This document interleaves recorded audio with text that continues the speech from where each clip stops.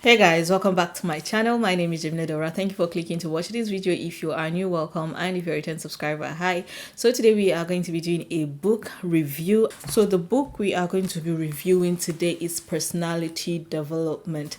A lot of people will find themselves at a stage in their lives where they do not really understand what personality they are, how to build their own personality. I am someone that is very lucky and very privileged that self-discovery happened to me very quickly, very early on in life. I was able to decide the kind of life and the kind of person that I want to be, and this is something that as early as the age 13 I was on that self-discovery journey. So it's been over 2 decades of that journey, and alhamdulillah, it has really stirred me into the right direction. And so I want to share this book with you. I mean, it's not as if it happens once and you are fixed for life. You have to keep taking steps to revisit, to reevaluate, reassess yourself, to be able to, adjust, so that you adjust yourself to the time that you are in, your environment, current situation of life. This is a very good book that I bought when I was in Nigeria. It is by Professor Dr. Abdulkarim Bakkar. It's a very easy read, that I must say. We won't talk about the early pages. I'm just going to go straight into the 7 steps to personality development. That is what I'm going to walk us through in this video. So please subscribe, give this video a thumbs up, and let us get right into it. So in this book, Professor Abdulkarim have listed out 7 principles of personality development. When something is principle, that means these are guidelines, these are things that you really have to be firm upon, that are very, very important. And the first principle is hang on to your principles during development phases. So this book, first of all, I would like to say that it is Islamic guided. So a lot of things that he said he related the examples and instances to Allah, to our deen, and verses of the Quran. So if you're not a Muslim, you can still read this. It will still help you understand the faith better. In this first principle, it says hang on to your principles during development process. During your development phases, when you begin to embark on that journey of self-development, a lot of things are going to change. I did mention something about changing things about you when you want to grow. The things he highlighted is that he said this involves the changes that I decide to make, speaking to yourself, to my habits, my behavior, my character. It is the process of sacrificing a part of my luxurious life to perform some type of work or action that I would rather not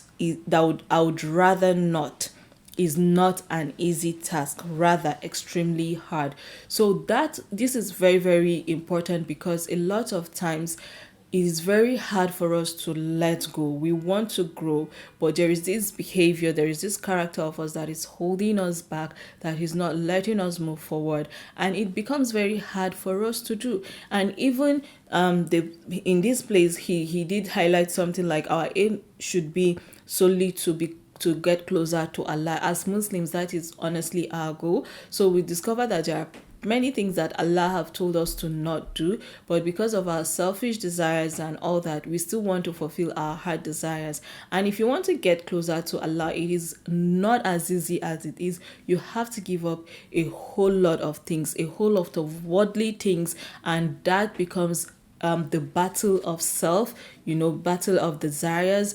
While you are desiring to be closer to your creator, to please your creator, what are those worldly distractions? What are those things about you that you have to give up? And this is not just about Allah alone. It's just about growing in your life. The second principle is focus on your cycle of influence. Oh my goodness, this, when I read it, I was like, alhamdulillah, that I am very choosy when it comes to the people I let around me. The reason why this is important is that a lot of us want to just be friends with everybody, people that will necessarily not add value to your life, people that will not help you grow, people that will influence your life negatively because you just want to be the people's person. You just want everybody to know that you know this person and all that. Socializing is is a big weakness, and you have to work on that if you really want to develop your personality. The quality is always very important over quantity. You don't have to have much to have the best. The one item can be the best. One person that you know can just be the best person, and 10 people that you know might just be the worst decision you ever make in your life. I'm going to highlight a point that he said in this second principle, and he said, the worst enemy of yours is your own soul. A person who cannot change things within his own self cannot change things in others. So this is something that I highlighted. But the third principle is maintain a degree of balance. He said, we humans by our very nature are extremists. This feature does not appear to be a cultural one, more than it may be due to genes transmitted to us from previous generations. If we love someone, such a person becomes the focal point of our conversations day and night, as if Allah, the Almighty, did not create anything else in anyone else in this world. And if we disliked a person, he would become our eternal problem or issue. So, like, we are easily distracted by one particular thing and find it very hard to create balance between either love, hate, time to ourselves and time to the things in our environment. Today, in the age of social media, the time you're supposed to be using to be productive, you are scrolling through things like through your social media. You discover 1 hour, 2 hours, you are scrolling through your social media. The time that you're supposed to use to perform your salat, because you're on social media, you're not standing up, or because you're watching something, you're not standing up. So this is what the lack of balance can do. Maintaining a degree of balance, he did classify it into two or three elements again? Into 2 elements. What is duty and what is goal? He said, first of all, we have to examine our duties and fulfill as much as we can of such duties. These are physical duties towards oneself, duties towards our family, duties towards our neighbors, our kids and kins and community. And the second is goal and objective. Like when you set goal for yourself, how do you pursue those goals till they become a reality? Our problem is not with the tools or the lack thereof. Rather, our problem is with our goals and objectives. And when it comes to goals and objectives, some of us want to start something, we want to start business, we want to do something, and we feel like we have to have everything put together before we can start something. I am big on starting from somewhere, starting small, baby steps. So if you've ever wanted to have a business or start something and you feel like, okay, you can't, you need 10 million naira, even if you have 1 naira, start with that 1 naira and you will see how Allah will expand it. He said, when our goals become clear, when we care for them, and when we are committed to fulfilling them, that is when such goals move to our focal point, and that is when the necessary tools will become automatically available. And to the 4th principle, he said, commit yourself to minor pledges. He did say here that many people think to themselves, I love to develop myself, I love to change. But a person who makes such statement places a heavy burden upon his soul when he wishes to affect the change immediately and become a totally different person in a single day and night. And he gave a story about, I need to share this story. He said, a companion of Allah's Messenger sallallahu alaihi wasallam, whom Imam Ibn Hajar mentioned to be Abdullah ibn Umar, may Allah be pleased with him, said, the person who overburdens his riding beast will neither reach another place nor maintain his mount. That is a very powerful message. So whatever it is that you put yourself to do, be kind and be patient and do not overburden yourself. I remember when I had acne, this face, I know I have makeup on, but the face you've seen on this camera without makeup, it took a while before I came to this point. it was happening to me at a time where bleaching product, where people become orange by overnight, all because they want to clear dark spots on their faces. I had to caution myself never to fall victim of that, and looked for solutions that were suitable to me. And that was where, one, I took classes, I learned about skincare, I became a cosmetologist, I became an esthetician, and I started solving my own skin problem. 2 days ago, I was looking at a picture of myself. One day I will come forward with pictures.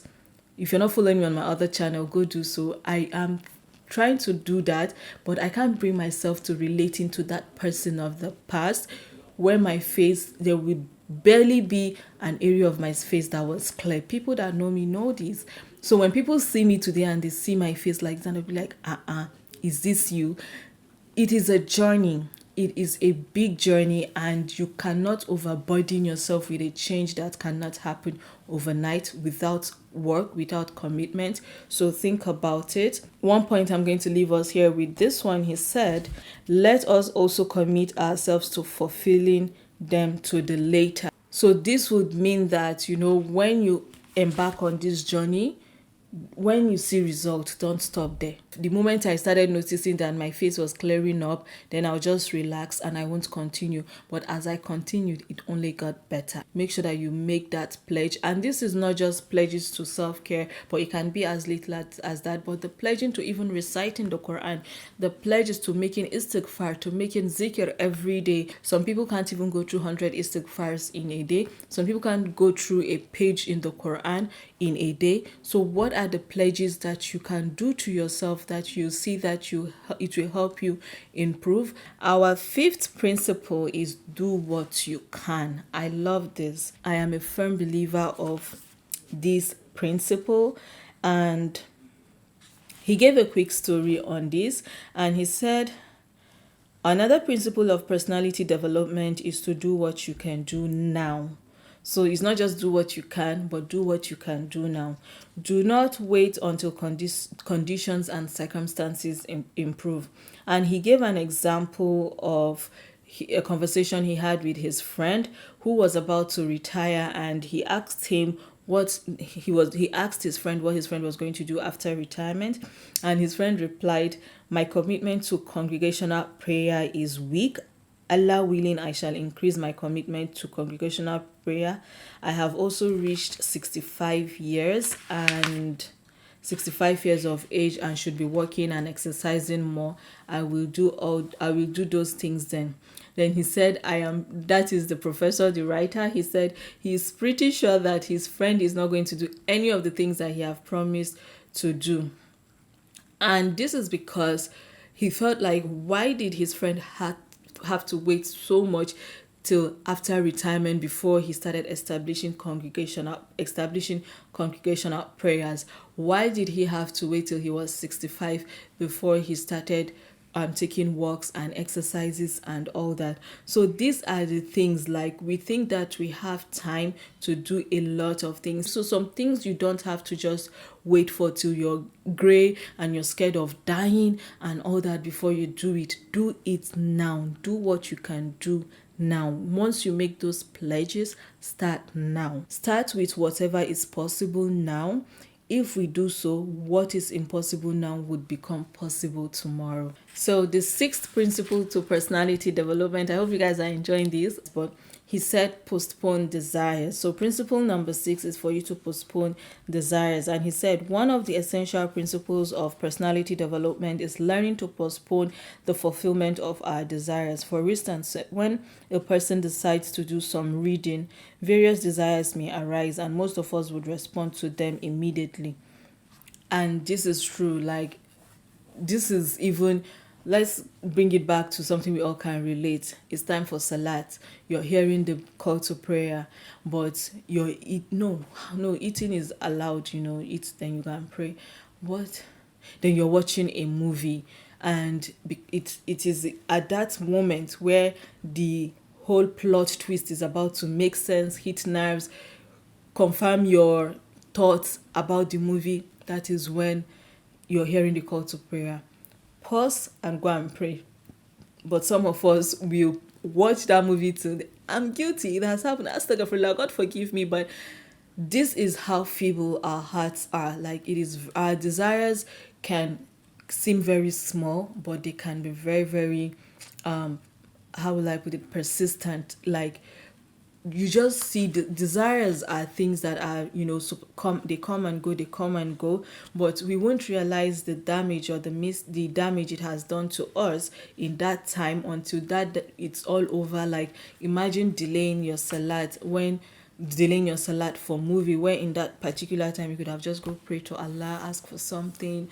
So he said it is not acceptable for a Muslim to be a first-class futuristic human being in some aspects of life, while being practically ignorant of the meaning of the future, of planning and of postponement of desires in other aspects. Yeah, so he did give an example of, if a Muslim who lives for 80 years spends 60 or 70 years, 70 out of those by getting up are done to offer his Fajr prayers in the cold and hot season, regardless of whether he is at ease or in difficulties, by lowering his gaze away from unlawful sight and struggles against his own self as he attempts to have full presence with his Lord while offering his prayer, then such a person is truly the human being of the future.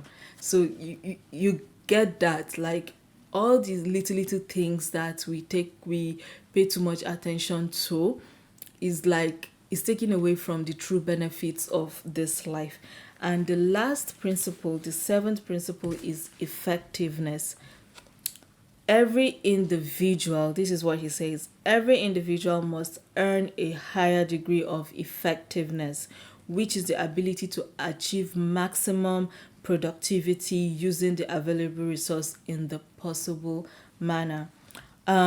He gave a whole lot of examples using my workplace scenarios, but I'm going to give a personal one. One thing I learned during the time I was learning to memorize the Quran, not just the Arabic text, but also translation and understanding meanings and all that. Safeguard your salat.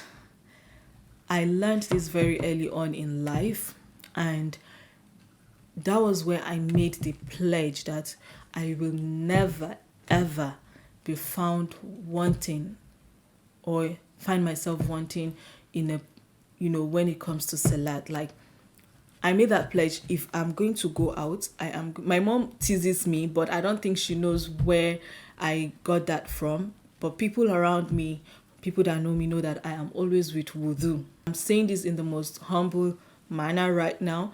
I am always with wudu. I do this because I go out, you go out, all these things, and you need to pray. It is one thing to struggle with not having the right place to pray. It is another thing to struggle to not even be able to make ablution. So I always felt like, for me to be able to keep up with this pledge, I should always be with wudu, so that even if I go out, I can, even if I'm in the car or anywhere, there is always a place where I can perform salat. When I was in university doing my master's, and I was so scared that in America, if somebody sees me performing salat, they will automatically tag me as a terrorist. I was always scared of that thought, even just with the sight of hijab alone. But the way my school was, there were chairs where students could just sit, scattered all over my faculty and my department. So before my class starts, or maybe when we take break in between, maybe sometimes it's going to be Maghrib, sometimes it's going to be Isha, sometimes it's going to be Zuhur, sometimes it's Asr, just depending on when it is. I'll just look for a place, whether at the tea room, whether in the hallway. I will turn the chair and I will stay there and I will perform my salat. And that is what this is saying, to achieve maximum productivity using available resource. My maximum productiveness in that moment is answering my Lord's call, answering the call to prayer, and I have done that. And my minimum resources would be, I don't have a masjid, I am not at home, it's a minimum resources, it is clean, it is doable, I can pray there. And I always make sure that when I'm going out, I am properly dressed in a way I can pray, whether it's skirt. That is why half of my clothes are boo-boos, half of them are two-piece, outfits, and abayas and all that. These are conscious effort. It's not that one does not fancy wearing fitted skirt, fitted all this. I might not be perfect. I am a work in progress. So just like he said, I cannot wake up to be the perfect Muslima, but I want to be an effective Muslima. That is how I see it.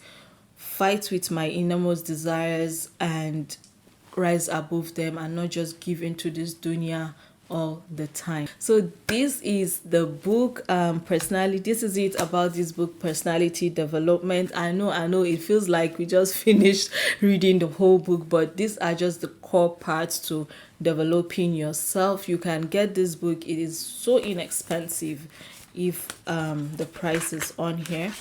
Okay, the price is not here, but I got it from Terbiya Books in Nigeria. You can reach out to them on Instagram, tell them that I am recommending this book, and I'm the one that recommended this book. Please get it. You can read this and pass this on to your teenagers, onto your children. Once Kyria is 10, she's going to start reading this. I'm letting her explore her personality from now till that stage where she can read and make sense of what she's reading.